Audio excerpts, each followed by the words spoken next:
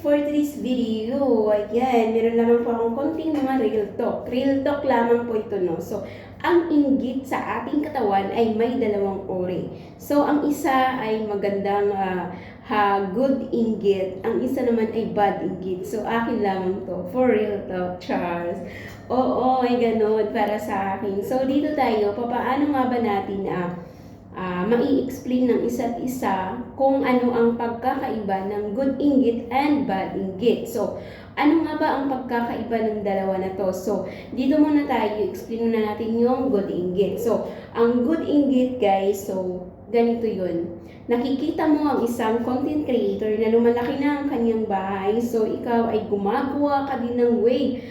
Siya yung ginagawa mong inspirations para ikaw ay mag-grow. So, nagsusumikap ka rin kung papaano nga ba niya na palaki ang kanyang bahay. So, ginagawa mo ay nagsusumikap ka rin, gumawa ng mga content, and then nakikipag-engage ka rin sa iba para ikaw ay mag-grow dito sa social media. So, and then, pag ikaw talaga ay porsigidong tao, kahit ang daming pagsubok naman yan na pinagdadaanan mo, yan, hindi ka talaga susuko. So, ganun ang pagkakaiba para sa akin ng good inggit. Siya ang ginagawa mong inspirations para ikaw naman ay mag-grow, kaya naiinggit ka sa kanya kasi nga malaki na ang kanyang bahay at ikaw ay magsisikap dahil gusto mong maabot ang kanyang pangarap. So dito naman tayo sa bad inggit. So ang bad inggit guys para sa akin, Charles, akin naman to, marito. Bad inggit naman, naiinggit ka sa kanya kasi ganyan, pero naninira ka.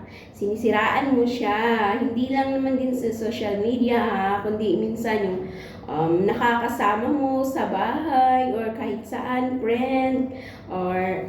friend mo yan, best friend mo yan, kahit ano, kahit sino, yun, naninira ka para lang maabot mo or para lang maikakasira ng kanyang buhay or ang kanyang account. Naninira ka sa kanya kung ano ba yung, bakit ba nagkaganon na bakit ba siya na-achieve ng ganyan. Kaya sinisiraan mo siya kasi naiinggit ka. Yun ang bad inggit. So guys, para sa akin, wag na wag niyong gagawin yan. Okay? So andito lang tayo sa social media para magkaisa at para meron pa tayong mga kunting mga kaalaman na ibabahagi sa ating mga followers o sa ating mga supporters.